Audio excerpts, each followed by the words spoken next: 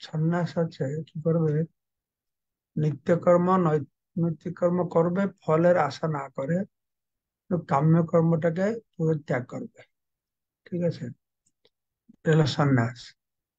ত্যাগ মানে নিত্যকর্ম নৈতিককর্ম কাম্যকর্ম সব করবে, কিন্তু ফলটাকে ত্যাগ করবে। একথা ভগবান কালকে মকসদ বললাম। আজকে 3 নম্বর শ্লোক। ওম নমো ভগবতে বাসুদেবায়। ওম নমো ভগবতে বাসুদেবায়। ওম নমো ভগবতে বাसुदेवाय। त्याज्यम दोषवत इति एक कर्म प्राहुर्मनीषिणः यज्ञ दान तप कर्म न त्यजम इति च अपरे। तो भगवान कृष्ण এখানে একটু আরো সুস্পষ্ট করে বলছেন যে ত্যাজ্যম দোষবৎ কর্ম, সমস্ত কর্মকে ত্যাগ করতে হবে। এখানে কর্ম তো মানে বেদবর্ণিত কর্ম, কেননা সমস্ত কর্মের মধ্যে কিছু না কিছু দোষ আছে। একে রাহুর মনীষা, একদল পণ্ডিত এটাকে বলে। একদল পণ্ডিত বলে কর্ম মাত্রই দোষ আছে, তাই কর্মকে ত্যাগ করো। ঠিক আছে, ইতি চ অপরে, আরেক লোক আছে, পণ্ডিত আছে, তারা বলে যজ্ঞ দান তপ কর্ম ন চ তেজ্যম, কোন সময় ত্যাগ করা যাবে না। কোন পরিস্থিতিতে এই যজ্ঞ দান তপ কর্ম ত্যাগ করা যাবে না। এটাকে একটা গ্রুপ লোক বললো, পণ্ডিত বললো। দুই পণ্ডিতের কথা আলোচনা করা আছে। একদল পণ্ডিত বলছে না, এই সমস্ত কর্ম ত্যাগ করতেই হবে, সমস্ত কর্ম দোষ আছে। আরেক দল পণ্ডিত বলছে না, যজ্ঞ দান তপকর্ম দোষযুক্ত হলেও ত্যাগ করা যাবে না। ঠিক আছে, সেটা আমার একটু পুঙ্খানুপুঙ্খভাবে শ্রবণ করে কি ব্যাপারটা, কেন এরা দুই দল দুই প্রকারের কথা বলছে। হুম, তো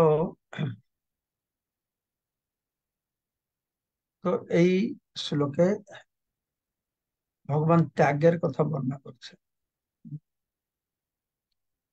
তো দুই দল লোক আছে, দুই দল পণ্ডিত। একটা হচ্ছে সাংখ্য দার্শনিক, একটা হচ্ছে মীমাংসক দার্শনিক।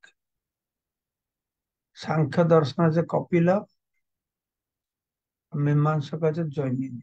ঠিক আছে, একে মনীষী নয়, এক গ্রুপ মনীষী পণ্ডিত দার্শনিক, তারা সাংখ্য দার্শনিক। তাদের কথা অনুসারে যে শাস্ত্রে যা কিছু কর্ম বর্ণনা করা হয়েছে সবগুলিতে গন্ডগোল আছে, ত্রুটিযুক্ত, সবতে হিংসা আছে। যজ্ঞ কর্ম হিংসা আছে, কর্ম মাত্রে হিংসা, সবতে হিংসা করতে হবে। বা কোনো না কিছু কর্ম মাত্রে কিছু খারাপ গুণ আছে, এই কর্মকে পুরো বাদ দাও। হুম, সম্পূর্ণ কর্ম বাদ, কর্ম ত্যাগ করো। আর অন্যদিকে যারা মীমাংসক জৈমিনী অনুগামী, তারা বলছে যে যে যজ্ঞ ইত্যাদি কর্ম এ কোনোদিন ত্যাগ করা যাবে না। কেন ত্যাগ করা যাবে না? এটা শাস্ত্রে বিধান দেওয়া হয়েছে। বেদে বলা হয়েছে যজ্ঞ করো, দান করো, তপ করো, বেদে বলা হয়েছে ঠিকই, কিন্তু এটাতে তো হিংসা আছে, অনেক প্রকার খারাপ গুণ আছে কর্মের। তো তখন বলা আছে সাধারণভাবে হিংসা করতে বারণ করা হয়েছে, বেদে হিংসা করতে বারণ করা হয়েছে। আর শুনবে, সাধারণভাবে হিংসা করতে বারণ করা হয়েছে, কিন্তু বেদে যদি কোনো কর্ম বিধান দেওয়া হয়েছে তাতে যদি হিংসা করতে হয়, তাতে দোষ নেই। আমি আশা করি ধরতে পারছি কি বলা আছে এখানে। ঠিক আছে, সেখানে ভগবান এই শ্লোকে নিজের কথা বলছে না, বিভিন্ন পণ্ডিতরা কি বলে ত্যাগ নিয়ে সে কথা বলছে। এটা হচ্ছে সাংখ্য দার্শনিক কপিলের গ্রুপ, যারা বলছে ত্যজ্যম কর্মকে সম্পূর্ণ ত্যাগ করো, যেহেতু কর্ম মাত্রেই হিংসা আছে। তারা কি করছে, তাদের এই মতবাদকে সাপোর্ট করে তারা তারা অনুস্মৃতি থেকে বলছে মা হিংসাত সর্বভূতানি, কোন জীবের প্রতি হিংসা করা যাবে না। তো এই স্মৃতি অনুসারে ভিত্তিতে তারা বলছে যে কর্ম মাত্রিতে হিংসা আছে, তাই কোনো কর্ম করা যাবে না। আর শ্রুতি শাস্ত্রেতে কর্ম মাতে হিংসা, যজ্ঞ মানে হিংসা। শ্রুতিতে বলা হয়েছে তৈত্তরীয় সংহিতাতে অগ্নি সৌম্যম পশুন আলভেত, যে যজ্ঞ করার জন্য একটা পশুকে জোগাড় করতে হবে, অর্থাৎ পশু হত্যা করতে হবে। হুম? তো এরা বলছে যে কর্ম করলে যেহেতু হিংসা আছে, তাই কর্মকে ত্যাগ করো। প্রতিটি কর্মের মধ্যে কিছু দুর্গুণ রয়েছে। হুম, সেই কর্ম ত্যাগ করো। যখন যজ্ঞ করবার জন্য বিভিন্ন বস্তু আহরণ করা হবে, তাতেও কিছু হিংসা থাকবে, অপকর্ম থাকবে। তো যত প্রকার কর্তব্য কর্ম সব ত্যাগ করো, এটা এক গ্রুপ বলছে। তার হাতে সাংখ্য ফিলোসফার কপিলের গ্রুপ। আর মীমাংসক যারা জৈমিনী, তারা কি বলছে যে না, এটা হবে না। যজ্ঞ দান তপ এ কোনো অবস্থায় ত্যাগ করা যাবে না। হুম, কেননা যজ্ঞ দান তপতে হিংসা থাকলেও পাপ হবে না। কেন পাপ হবে না? না, এটা বেদে নির্দেশ দেওয়া হয়েছে। তো প্রভুপাদ সেটাকে বুঝিয়ে বলছেন যে এরকম একটা পুলিশ চাকরি করে বা মিলিটারি লোক, সে যদি এমনি একটা লোককে মারবে তাহলে শাস্তি পাবে। তো সরকার নির্দেশ দিচ্ছে, পুলিশ কত লোককে মেরে ফেলছে, সৈনিকরা কত লোককে মেরে ফেলছে, তাতে কোনো শাস্তি নেই। ঠিক সেই রকম বেদে নির্দেশ করা হয়েছে, তাতে যদি হিংসা করতে হয় তাতে পাপ হবে না। ঠিক যেরকম ক্ষত্রিয় ক্ষত্রিয় যদি যুদ্ধ করে, শত্রুকে হত্যা করে, তাতে ক্ষত্রিয়ের পাপ নেই। ব্রাহ্মণ ব্রাহ্মণেরা যদি আহ পশু বলি দেবে, তাতে পাপ নেই। বৈশ্য বৈশ্য বিজনেস করতে গেলে মিথ্যা কথা বলবে, তাতে পাপ হবে না। এরকমই বলা আছে, কারণ এটা বেদে বলা হয়েছে,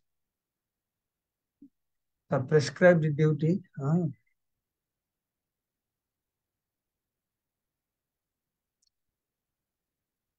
তাই তাতে সেই কর্মের মধ্যে যদি হিংসাও থাকে, সেই কর্মের মধ্যে কিছু ভুল ভটকা থাকে, তবুও করতে হবে।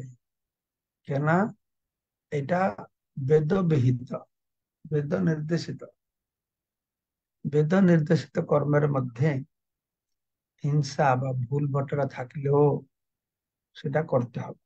এরা বলে তাতে পাপ হবে না, এদের মতবাদ এটা। কর্ম করতে হবে।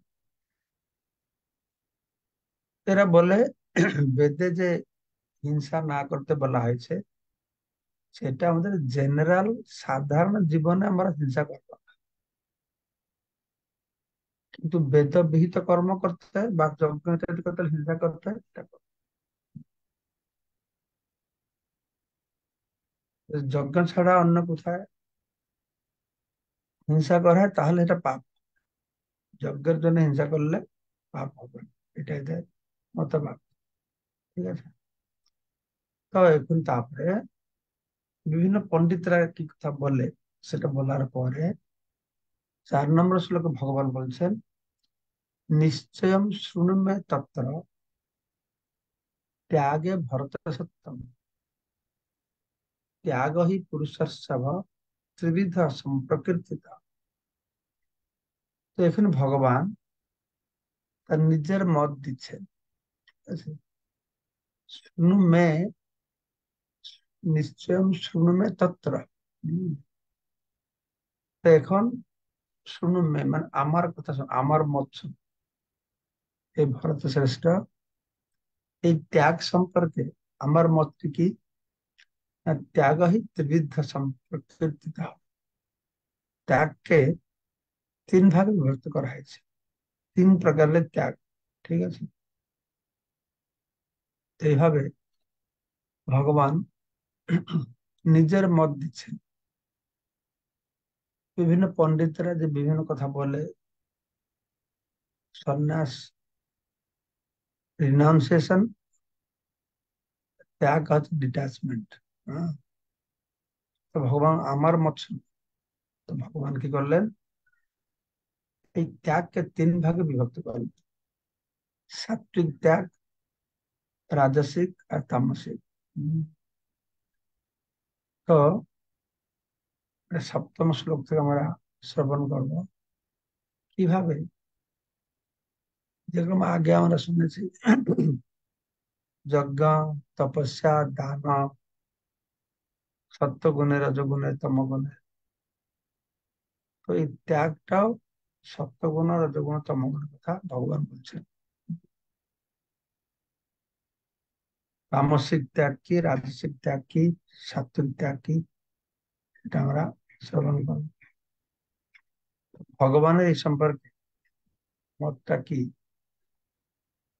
তো ভগবান বলছেন, যজ্ঞ দান তপ কর্ম ন তেজম কার্যম এব তৎ, যজ্ঞ দান তপস্যৈব পাবনানি মনীষা। ভগবানের মত হচ্ছে না, যজ্ঞ দান তপ কর্ম ন তেজম কার্যম, কোন সময় ত্যাগ করা যাবে না। যজ্ঞ দান তপ অবশ্যই করতে হবে। যজ্ঞ দান তপস্যা পাবনানি মনীষা, কেননা এই যজ্ঞ দান তপস্যার মাধ্যমে মানুষ পবিত্র হবে। পাবনানি মনীষা, এই মানুষকে পবিত্র করবে। কোন সময় যজ্ঞ দান ও তপস্যাকে ত্যাগ করা যাবে না।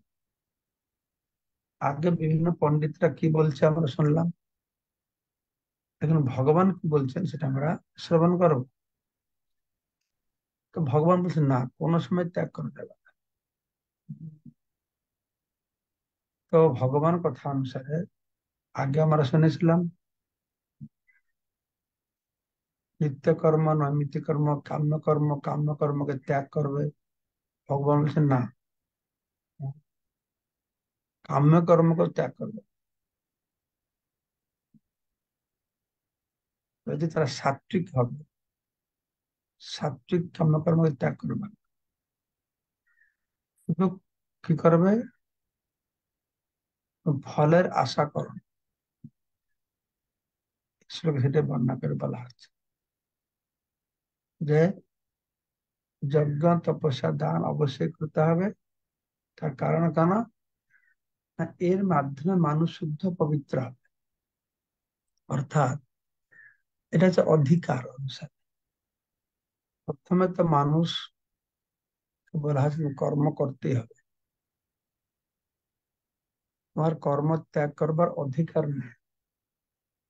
তাহলে কি কর্ম করবে, যেহেতু তুমি আসক্ত, তাই তুমি সকাম কর্ম করো। সকাম কর্ম করতে বলা আছে সাধারণ লোকের জন্য। সকাম কর্ম, সকাম কর্ম মানে কি, মানে শাস্ত্র বিহিত সকাম কর্ম। বিকর্ম পাপ কর্ম নয়, শাস্ত্র বিহিত সকাম কর্ম করো, তারপরে কর্মফল ত্যাগ করো, তারপরে পুরো ঊর্ধ্বে চলে গেলে কর্মকে ত্যাগ করো। ঠিক আছে, এটাকে বুঝতে হবে, যে অধিকারটাকে জানতে হবে। ঠিক আছে, সেই জন্যই বলা আছে যারা একেবারে সাধারণ মানুষ, ভগবান বলছেন না বুদ্ধি ভেদ যায়, সাধারণ মানুষের মধ্যে কর্ম নিয়ে বিভ্রান্ত করবে না।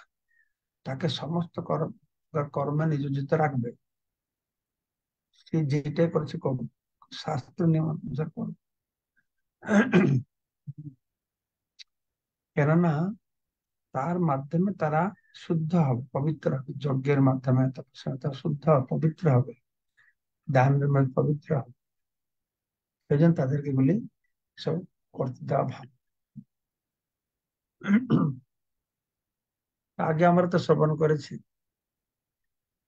যে কিভাবে কর্ম কোনো সময় ত্যাগ করা যাবে না। প্রথম অবস্থায় আমি নিকৃষ্ট স্তরে আমি কর্ম করব শুদ্ধ হওয়ার জন্য। যখন শুদ্ধ হয়ে গেলাম তখন তো কর্ম করার দরকার নেই। না না, কর্ম করতে হবে। কেন করতে হবে? আমি যদি কর্ম না করি অন্যরা শিখবে কি করে?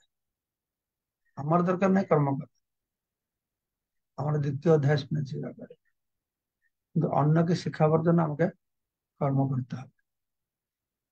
তারপরে কেন কর্ম করতে হবে? না কর্ম না করলে আমরা বাঁচবো কি করে?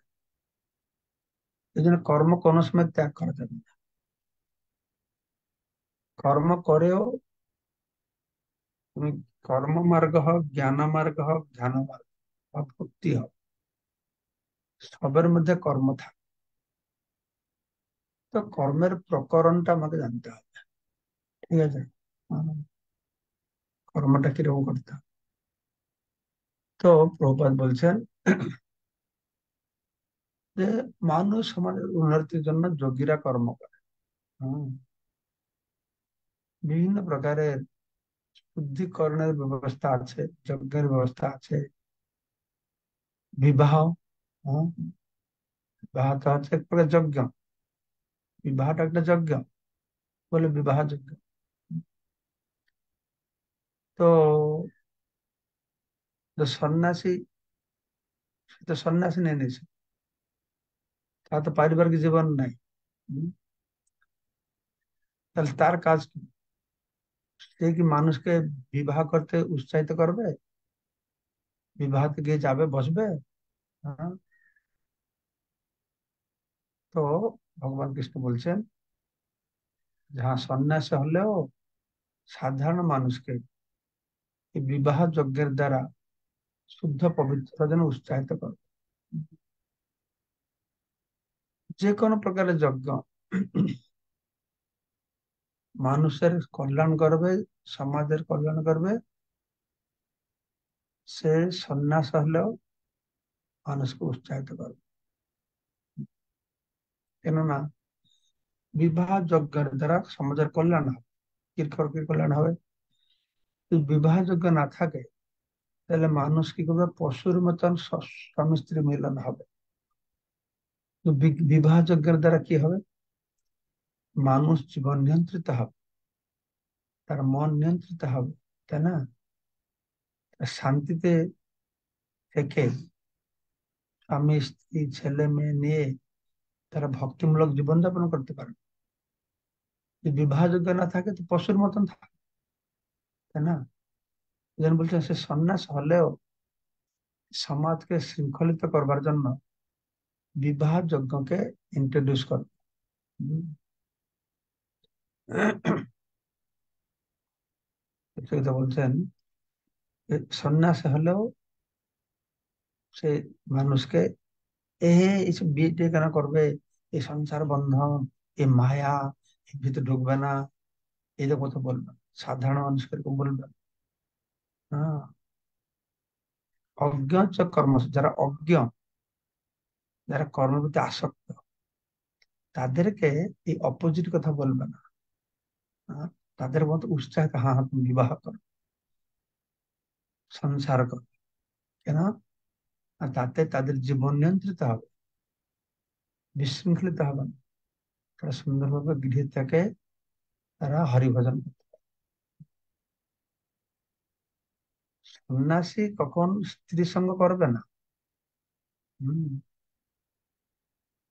কিন্তু যারা সেই স্তরে রয়েছে তাদেরকে স্ত্রী সঙ্গ না করার জন্য উৎসাহিত করবেন, বরঞ্চ যথার্থ বৈবাহিক জীবনের মাধ্যমে স্ত্রী সঙ্গ করে সুস্থভাবে জীবন যাপন করতে উৎসাহিত করবে।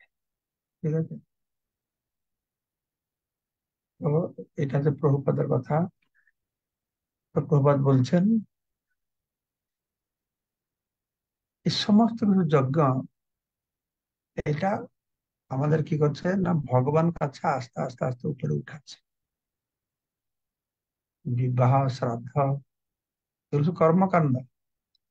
তো কর্মকাণ্ড হলেও যেহেতু বেদে নির্দেশ দেওয়া হয়েছে, এইটাকে সাধারণ মানুষ জন্য করা প্রয়োজন আছে।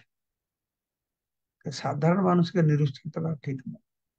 যখন এই কর্মকাণ্ড এসব করে আস্তে আস্তে শুদ্ধ হবে, পবিত্র হবে, তবে নিষ্কাম কর্ম করবে, তারপরে কোনো সময়ে সেটা অতটা উন্নত স্তরে চলে যাবে, তার কোনো কর্মের প্রতি খেয়ালই থাকবে না, তখন ঠিক আছে। আহ, কিন্তু এমনি কর্ম ত্যাগ করাটা তার ঠিক হবে। তো ঠিক আছে, আজকে আমরা 5 নম্বর শ্লোক কিন্তু পাঠ করলাম।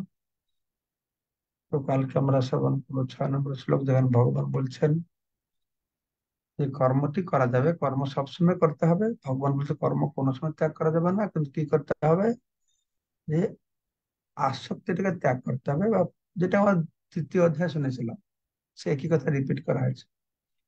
তোকে বললাম না, 2য় অধ্যায় আর অষ্টম অষ্টাদশ অধ্যায়, এই দুটোই গীতার সার কথা বলছে। এখন ভগবান সেই 2য় অধ্যায় থেকে যা যা বলেছেন, সেটাকেই অষ্টাদশ অধ্যায় আবার বলবেন, রিপিট করবেন। সেজন্য প্রভুপাদ বলছেন গীতায় 18টা অধ্যায় না 17টা অধ্যায় আছে, অষ্টাদশ অধ্যায়টা আলাদা কিছু বলা হয়, পূর্ব কথাগুলো শুধু রিপিট করা হয়েছে। ঠিক আছে। আমরা 2য় অধ্যায় শুনেছি এই সমস্ত কথা। হ্যাঁ। কিভাবে অনাসক্ত হয়ে কার্য করতে হবে, ফলের আশা না করে কার্য করতে হবে। হ্যাঁ। কার্য করতে হবে কেন? এটা আমার কর্তব্য, আমার কর্তব্য কার্য করতে হবে। এইখানে কর্মনা গহনা, কর্মের গতি বড় কঠিন। এই জন্য ভগবান 6টা অধ্যায় অর্জুনকে বোঝাতে, 6টা অধ্যায়, 5টা অধ্যায়, প্রথম অধ্যায় তো কিছু বলেননি, 2, 3, 4, 5, 6, এই 5টা অধ্যায় নাম হয়তো আলাদা, জ্ঞান জগৎ, ধ্যান জগৎ। হ্যাঁ। কিন্তু আসলে তোমরা যে শ্লোকগুলি পড়বে দেখবে, মানে জ্ঞান সম্পর্কে, ধ্যান সম্পর্কে কম বলা হয়েছে, বেশি কর্ম সম্পর্কে বলা হয়েছে। কর্ম জিনিসটা জানা অত গুরুত্বপূর্ণ। ভগবান শুধু কর্মটাকে বুঝাবার জন্য 5টা অধ্যায় অর্জুনকে বলছেন। অর্জুন বার কনফিউজ হয়ে প্রশ্ন করছে, আবার বলছে, আবার কনফিউজ, আবার বলছে, আবার কনফিউজ। সেই জন্য আমাদেরকে এই কর্ম ব্যাপারটা খুব ভালো করে বুঝতে হবে। ঠিক আছে, আগামীকালকে আমরা 6 নম্বর শ্লোক থেকে শ্রবণ করবো। কার কিছু যদি বলার থেকে বলবেন, প্রশ্ন জিজ্ঞাসা করবেন, কোনো কমেন্ট থাকলে বলবেন, কোনো প্রশ্ন নাই। ঠিক আছে।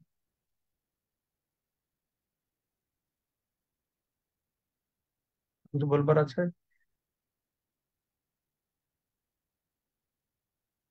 বলবার সুভাষিনী মতো।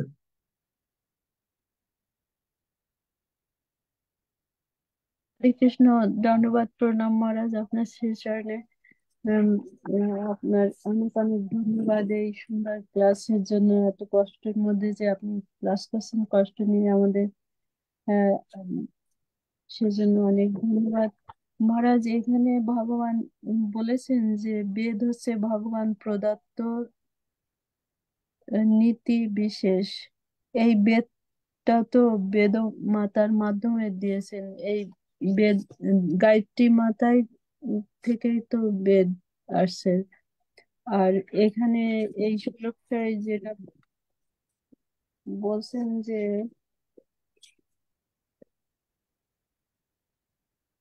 18.3 3 নম্বর শ্লোকে আম, দুই দল পণ্ডিত আছেন।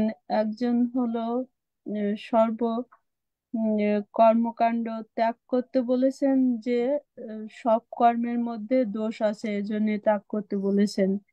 আম, এনাদেরকে উম, বলা হচ্ছে যে উম, সাংখ্য দার্শনিক। যজ্ঞ, দান, তপস্যা, যজ্ঞ করলে পশু হত্যা করতে হবে, তার জন্য পাপ হবে, এই জন্য কোনো কর্মই করা যাবে না। আর একদল পণ্ডিত বলেছেন যে যজ্ঞ, দান, তপস্যা যা কিছু করা হয় এগুলো ত্যায্য নয়, ত্যাগ করা যাবে না, করতেই হবে। আর উম, পরে 4 নম্বর শ্লোকে ভগবান তার রায় দিয়েছেন যে যেহেতু বেদ থেকে এগুলো ভগবান রায় দিয়ে বলছেন যে ওনার চরম সিদ্ধান্ত বলেছেন। উম, উম, যে যাই বলুক না কেন, বেদ হচ্ছে ভগবান প্রদত্ত নীতিমালা। এখানে ভগবানের নিজেই উপস্থিত থেকে যা বলেছেন তার নির্দেশকে চরম বলে বলে গ্রহণ করা উচিত। তার অর্থ আমরা এটাই বুঝি যে আমাদের বেদ ফলো করতে হবে, আর কর্ম করতে হবে। যতদিন কর্ম করার উম, কর্ম ত্যাগ করার মতো শুদ্ধতা অর্জন না করতে পারি, ইভেন যদি আমরা শুদ্ধতা অর্জনও করতে পারি, তাহলেও আমাদের কর্ম করতে হবে, কারণ অন্যদের শিক্ষা দেওয়ার জন্য। আর কর্ম করা ছাড়া আমরা বেঁচে থাকতে পারি না। এইটাই তো হলো সার কথা। আজকে যেটুকু হলো উম বুঝতে পারছি আপনার শ্রীমুখ থেকে। হরে কৃষ্ণ। এটাই ঠিক, আপনি যেটা বলেছেন সেটাই ঠিক। কর্মকে ত্যাগ করা যাবে না, কিন্তু কর্মের বিভিন্ন স্তর আছে, অধিকার অনুসারে করতে হবে। কোন একটা স্তরে আমাকে সকাম কর্ম করতে হবে, আর উপর গেলে নিষ্কাম কর্ম করতে হবে। আহ, কোন সময় লোকশিক্ষার জন্য কর্ম করতে হবে, কোন সময় জীবিকা নির্বাহের জন্য কর্ম করতে হবে। আর একেবারে যখন পরমহংস স্তরে চলে যাবে, তার কর্মধর্মের জ্ঞানেই নেই, অত উন্নত স্তরে চলে গেছে কি কর্ম কি ধর্ম কি নাই, তখন সে তো বুঝবে না কর্মটা কি, তখন সে তো কর্ম ত্যাগ করবে, সে ত্যাগ করছে না, ওটাকে কর্ম ত্যাগ বলা আসে না, কর্মের প্রয়োজন নেই তার। এ তো উন্নত স্তরে চলে গেছে, প্রয়োজন নেই এই স্তরে। আপনি যেটা বলেছেন ঠিকই বলেছেন। হরে কৃষ্ণ। ওকে, ধন্যবাদ মহারাজ, আপনার শ্রী চরণে কোটি কোটি প্রণাম। ঠিক আছে তাহলে। বিদ্যুৎ প্রভু কি বলছেন?